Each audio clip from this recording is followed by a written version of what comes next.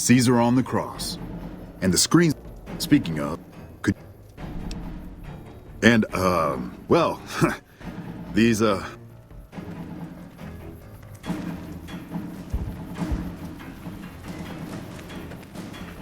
Guess it ain't no secret. I would sooner... Who the hell do you think you are?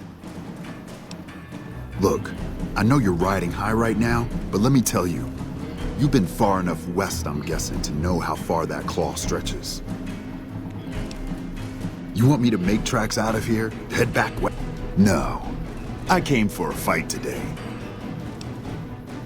Right now, that's all that's standing there. Well, except for the corpses. So that's your plan? They wouldn't. This has been a fuck of a day. Do you know what you're doing? Making a nation like you think you're doing. Ah, hell. Can't believe I know what those robots of yours can do on. But if you're taking this place. So if NCR comes at you, and it will. What the hell? No, get away from me, you goddamn TV on wheels.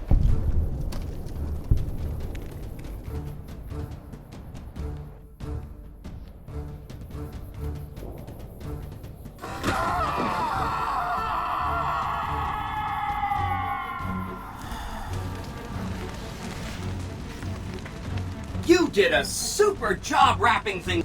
I didn't want to make a big deal about this until after we won.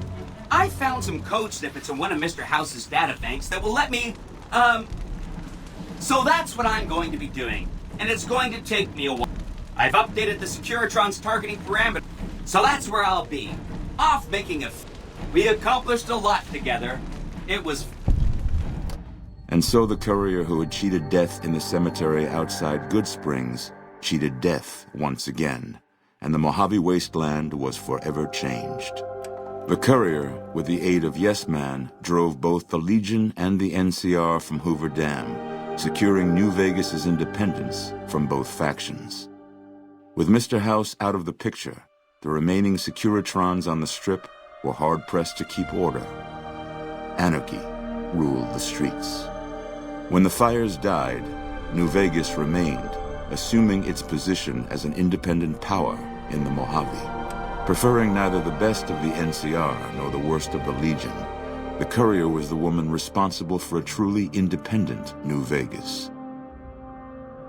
She had removed Mr. House from power over the Strip and broken the influence of the NCR and Caesar's Legion in the Mojave Wasteland.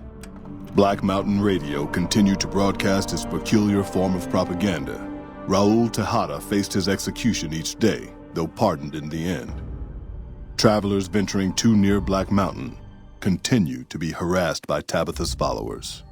Though the wasteland became anarchic after Hoover Dam, the Boomers' display of power dissuaded fortune seekers from attempting to penetrate Nellis. The Brotherhood used the Battle of Hoover Dam as an opportunity to retake Helios 1, and came to control the area between it and Hidden Valley. With no organized opposition, their patrols began monitoring trade along I-15 and 95, seizing any items of technology they deemed inappropriate. The Fiends attacked Camp McCarran during the Second Battle of Hoover Dam, and, despite suffering heavy losses, overran it. They continued to be a nuisance throughout Outer Vegas, but never established full control over the area. After the courier ensured New Vegas remained free, the followers found that independent Vegas was even more unstable and violent than before. Old Mormon Fort became excessively burdened by the influx of patients, struggling to provide even the most basic of services. With New Vegas's independence formally declared, Goodsprings thrived. More travelers stopped by Goodsprings on their way to and from the Strip, and the locals grew prosperous from the traffic. Cass lived to see the courier bring down 3 armies, and by her count, that was 3 more than she'd expected. She kept quiet about that, though.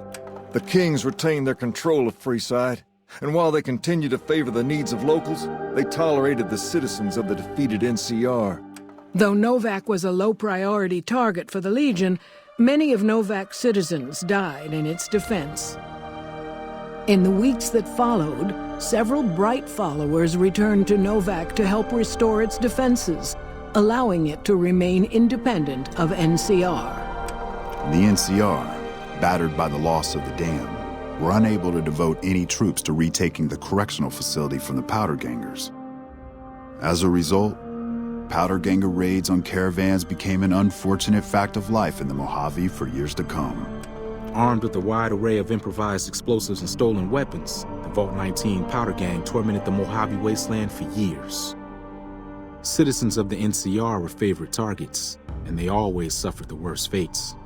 After Hoover Dam, Sheriff Myers runs Prim with his own style of frontier justice. He deals with most folks fairly, but now and then someone winds up dead with little to no evidence against them.